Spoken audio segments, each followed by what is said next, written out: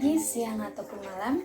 Perkenalkan, nama saya Hemalia Desti Kirana, mahasiswi Bina Nusantara Fakultas Teknik Jurusan Teknik Industri dengan nomor induk mahasiswa 24400730096. Video berikut ini merupakan video pembahasan UTS Stokastik Proses. Selamat menyaksikan. UTS Stokastik Proses nomor 3. Aji suka makan malam di restoran asing. Makanan favoritnya adalah makanan Cina, Jepang, dan Thailand. Rata-rata Aji membayar Rp100.000 untuk makanan Cina, Rp175.000 untuk makanan Jepang, dan Rp160.000 untuk makanan Thailand.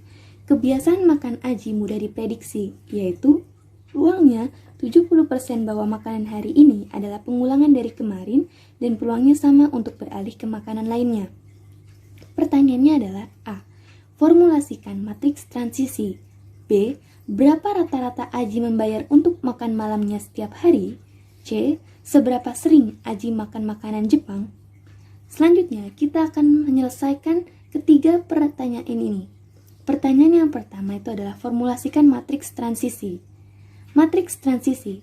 Matriks transisi adalah matriks yang memuat informasi yang mengatur perpindahan sistem dari satu state ke state lainnya. Berdasarkan data-data yang terdapat pada soal, maka kita dapat membentuk matriks transisinya. Pada soal diketahui bahwa peluang 70% bahwa makanan hari ini adalah pengulangan dari kemarin, dan peluangnya sama, yaitu 30% untuk beralih ke makanan lainnya. Sehingga dapat dituliskan matriks transisinya, yaitu yang pertama, apabila kemarin Aji makan makanan China, maka peluang Aji makan makanan China pada hari ini adalah 0,7. 0,7 ini merupakan nilai yang diperoleh dari 70% atau 70/100, di mana 70% merupakan peluang bahwa makanan hari ini adalah pengulangan dari kemarin. Kemudian, peluang Aji makan makanan Jepang pada hari ini apabila kemarin ia makan makanan China itu adalah 0,15, dan peluang Aji makan makanan Thailand pada hari ini apabila ia kemarin makan makanan China adalah 0,15. Nilai 0,15 diperoleh dari 100% dikurangi 70% adalah 30%. 30% itu merupakan peluang untuk beralih ke makanan lainnya. Terdapat dua makanan lainnya, yaitu makanan Jepang dan Thailand. Sehingga 30% dibagi 2 itu adalah 15%. 15% sama dengan 0,15. Sehingga dapat dituliskan bahwa peluang Aji makan makanan Jepang pada hari ini apabila ia kemarin makan makanan China itu adalah 0,15, dan peluang Aji makan makanan Thailand pada hari ini apabila ia kemarin makan makanan China adalah 0,15. Kemudian yang kedua, apabila kemarin Aji makan makanan Jepang, maka peluang Aji makan makanan Jepang pada hari ini adalah 0,7. Peluang Aji makan makanan China pada hari ini apabila ia kemarin makan makanan Jepang adalah 0,15. Peluang Aji makan makanan Thailand pada hari ini apabila ia kemarin makan makanan Jepang adalah 0,15. Kemudian yang ketiga, apabila kemarin Aji makan makanan Thailand, maka peluang Aji makan makanan Thailand pada hari ini adalah 0,7. Peluang Aji makan makanan China pada hari ini apabila ia kemarin makan makanan Thailand adalah 0,15. Peluang Aji makan makanan Jepang pada hari ini apabila kemarin ia makan makanan Thailand itu adalah 0,15. Nah, ini adalah matriks transisinya, yaitu 0,7, 0,15, 0,15, 0,15, 0,7, 0,15, 0,15, 0,15, 0,7. Selanjutnya, pertanyaan yang B. Berapa rata-rata Aji membayar untuk makan malamnya setiap hari? Untuk menghitung rata-rata Aji membayar untuk makan malamnya setiap hari, itu adalah menggunakan persamaan steady state probabilities, yaitu P sama dengan P dikali P. P ini merupakan matriks transisi yang telah dibuat sebelumnya, sehingga dapat dituliskan P yaitu P1, P2, P3 sama dengan P yaitu P1, P2, P3 dikali P yaitu matriks transisi ini 0,7, 0,15, 0,15, 0,15, 0,7, 0,15, 0,15, 0,15, 0,7. Langkah berikutnya itu adalah kita akan menentukan nilai dari P1, P2, dan P3, yaitu dengan melakukan perkalian matriks. Perkalian matriks yang pertama itu adalah baris dikali dengan kolom pertama, sehingga dapat dituliskan yang pertama P1 sama dengan Pi1 dikali 0,7 itu adalah 0,7 Pi1, ditambah Pi2 dikali 0,15 itu adalah 0,15 Pi2, ditambah Pi3 dikali 0,15 itu adalah 0,15 Pi3. Kemudian yang kedua, itu perkalian matriks baris dikali kolom yang kedua. Sehingga dapat dituliskan Pi2 sama dengan Pi1 dikali 0,15 itu adalah 0,15 Pi1, ditambah Pi2 dikali 0,7 itu adalah 0,7 Pi2, ditambah Pi3 dikali 0,15 itu adalah 0,15 Pi3. Selanjutnya yang ketiga, itu adalah perkalian matriks baris dikali dengan kolom yang ketiga, sehingga dapat dituliskan Pi3 sama dengan Pi1 dikali 0,15 itu adalah 0,15 Pi1, ditambah Pi2 dikali 0,15 itu adalah 0,15 Pi2, ditambah Pi3 dikali 0,7 itu adalah 0,7 Pi3. Karena di ruas kiri dan kanan itu memiliki variabel yang sama, terdapat variabel yang sama, maka kita akan menyatukan variabel tersebut. Kita akan memindahkan semua variabel ini ke ruas kiri, sehingga di ruas kanan itu memiliki nilai 0. Dapat dituliskan untuk Pi1 sama dengan 0,7 Pi1 ditambah 0,15 Pi2 ditambah 0,15 Pi3. Apabila kita pindah ruas ke kiri, dapat dituliskan menjadi 0,3 Pi1 dikurangi 0,15 Pi2 dikurangi 0,15 Pi3 sama dengan 0. Ini merupakan persamaan yang pertama. Kemudian yang kedua, itu adalah Pi2 sama dengan 0,15 Pi1 ditambah 0,7 Pi2 ditambah 0,15 Pi3. Apabila kita pindah ruaskan ke kiri menjadi negatif 0,15 Pi1 ditambah 0,3 Pi2 dikurangi 0,15 Pi3 sama dengan 0. Ini merupakan persamaan yang kedua. Kemudian yang ketiga itu adalah Pi3 sama dengan 0,15 Pi1 ditambah 0,15 Pi2 ditambah 0,7 Pi3. Apabila kita pindah ruaskan ke kiri menjadi negatif 0,15 Pi1 dikurangi 0,15 Pi2 ditambah 0,3 Pi3 sama dengan 0. Ini merupakan persamaan yang ketiga. Terdapat satu persamaan lagi, yaitu Pi1 ditambah Pi2 ditambah Pi3 sama dengan 1. Ini merupakan persamaan yang keempat. Kita sudah mendapatkan persamaan, 4 persamaan. Kemudian kita akan menentukan nilai dari masing-masing Pi, yaitu Pi1, Pi2, dan Pi3, dengan melakukan eliminasi. Yang pertama, kita akan mengeliminasi Pi3 dengan menggunakan persamaan 1 dan 3. Persamaan 1 itu dapat dituliskan 0,3 Pi1 dikurangi 0,15 Pi2 dikurangi 0,15 Pi3 sama dengan 0. Persamaan yang ketiga itu adalah negatif 0,15 Pi1 dikurangi 0,15 Pi2 ditambah 0,3 Pi3 sama dengan 0.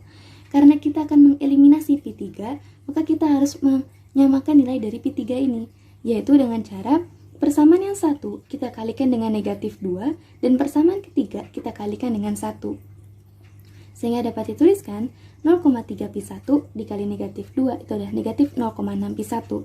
Negatif 0,15 Pi2 dikali negatif 2 itu adalah plus 0,3 Pi2. Negatif 0,15 Pi3 dikali negatif 2 itu adalah plus 0,3 Pi3 sama dengan 0.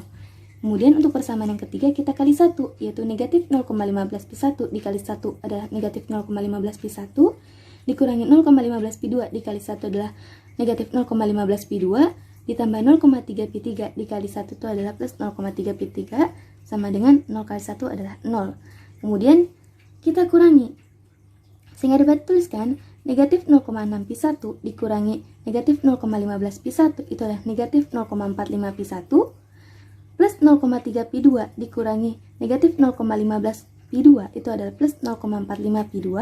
0,3 Pi3 dikurangi dengan 0,3 Pi3 itu adalah 0. 0 dikurangi 0 sama dengan 0. Sehingga diperoleh negatif 0,45 Pi1 ditambah 0,45 Pi2 sama dengan 0. Kemudian 0,45 Pi2 ini kita pindah ruas ke kanan, sehingga dapat dituliskan menjadi negatif 0,45 Pi1 sama dengan negatif 0,45 Pi2. Negatif 0,45 ini sama-sama kita coret, sehingga diperoleh Pi1 sama dengan Pi2. Ini adalah hasil eliminasi persamaan 1 dan 3. Kemudian kita baru mendapatkan Pi1 dan Pi2-nya. Kemudian kita akan melakukan eliminasi lagi. Eliminasi yang kedua itu adalah eliminasi Pi1 dengan menggunakan persamaan 2 dan 3. Persamaan yang 2 itu adalah 0,15 Pi1 ditambah 0,3 Pi2 dikurangi 0,15 Pi3 sama dengan 0.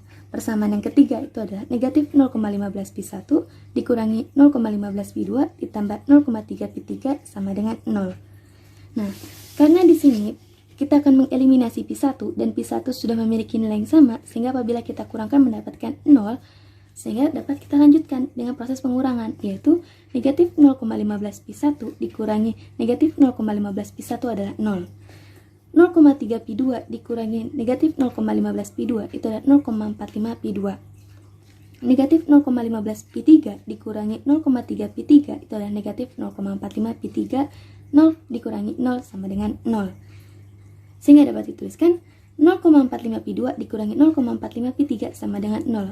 Kemudian negatif 0,45 pi3 kita pindah ruas ke kanan sehingga menjadi 0,45 pi2 sama dengan 0,45 pi3.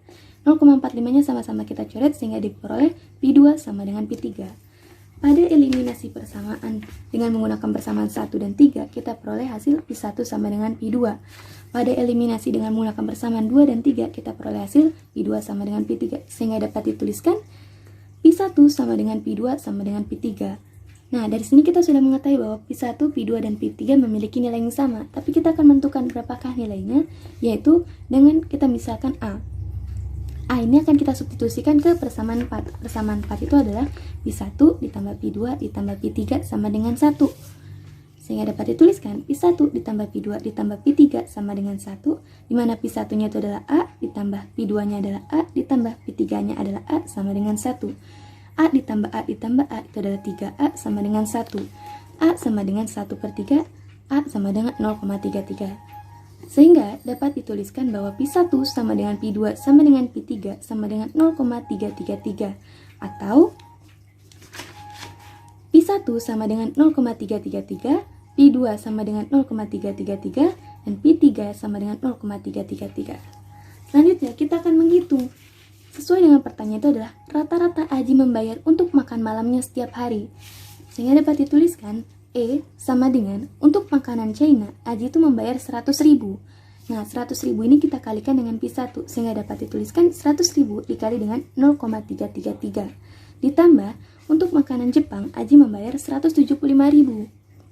Sehingga dapat dituliskan 175.000 dikali dengan pi2, yaitu pi2-nya adalah Jepang 0,333.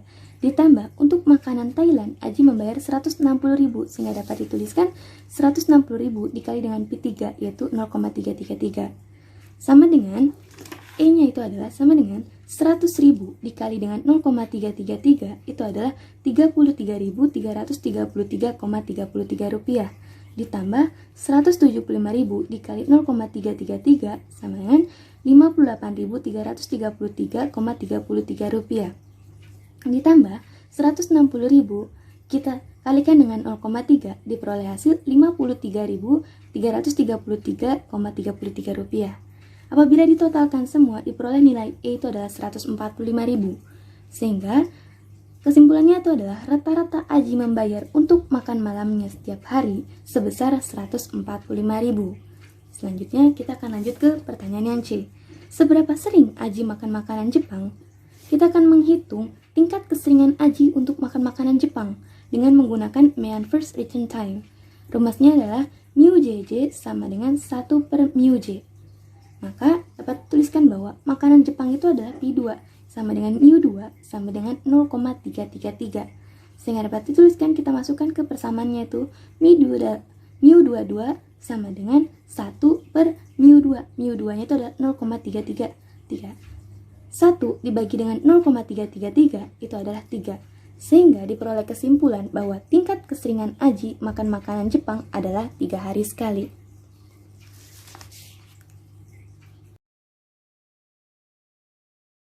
Tes stokastik proses nomor 4. Soal nomor 4 berikut adalah matriks transisi. Jadi ini adalah matriks transisi P, di mana matriks transisi P ini memiliki ordo 5x5. Artinya matriks transisi P ini memiliki 5 baris dan 5 kolom, yaitu baris pertama, baris kedua, baris ketiga, baris keempat, dan baris kelima. Dan terdapat 5 kolom, yaitu kolom pertama, kolom kedua, kolom ketiga, kolom keempat, dan kolom kelima. Anggota dari matriks transisi P itu terdiri dari 0,3, 0, 0, 0,7, 0, 0, 1, 0, 0, 0, 1, 0, 0, 0, 0, 0, 0, 0,5, 0,5, 0, 0, 0,2, 0,4, 0, 0,4. Pertanyaannya adalah A. Tentukan kelas-kelasnya. B. Tentukan kelas transient dan recurrent. C. Apakah Markov chain irreducible? D. Apakah Markov chain periodik? E. Apakah Markov chain absorbing? Nah, langkah penyelesaian untuk menyelesaikan kelima pertanyaan ini adalah kita akan membuat diagram transisi Markov chain. Diagram transisi itu merupakan diagram informasi yang mengatur perpindahan dari satu state ke state lainnya. Berikut ini merupakan diagram transisi Markov chain di mana data-data ini diperoleh dari matriks transisi P. Nah, pada matriks transisi P ini terdapat 0, 1, 2, 3, 4, ini merupakan state asal. Di sini juga terdapat 0, 1, 2, 3, 4, ini merupakan state tujuannya. Sehingga dapat kita buat diagram transisinya itu yang berfungsi untuk mempermudah kita menjawab pertanyaan-pertanyaan ini. Yang pertama, dari state 0 ke state 0 itu bernilai 0,3. State 0 ke state 0 bernilai 0,3. Dari state 0 ke state 1 itu bernilai 0. Dari state 0 ke state 1, dari state 0 ke state 1 ini tidak ada.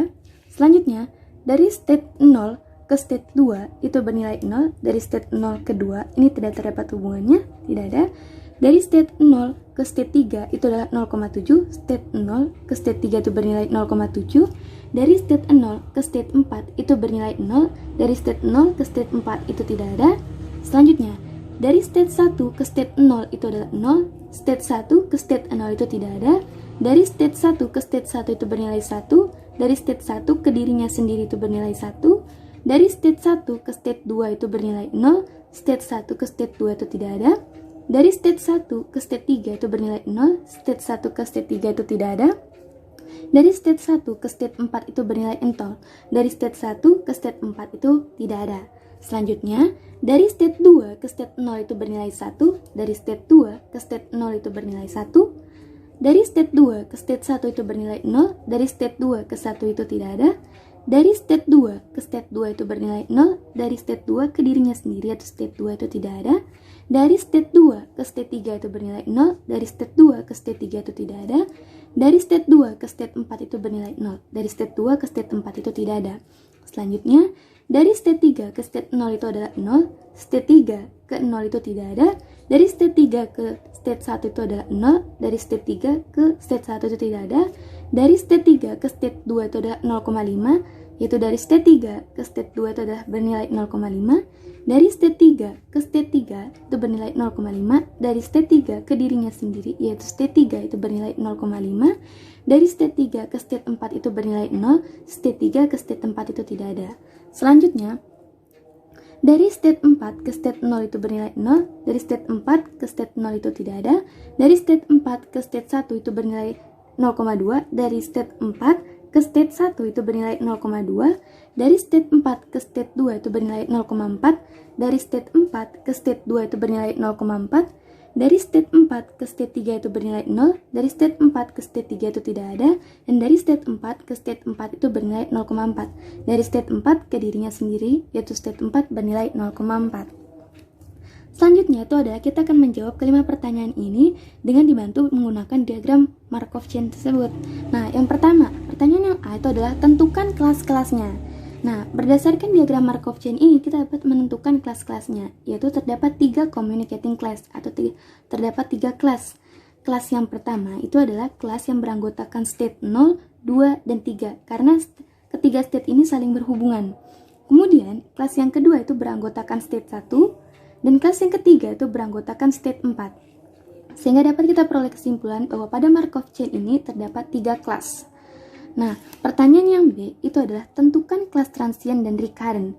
Untuk menentukan kelas transient dan recurrent pada Markov chain ini, maka kita perlu mengetahui apa sih yang dimaksud dengan transient dan recurrent. Nah, yang pertama, transient.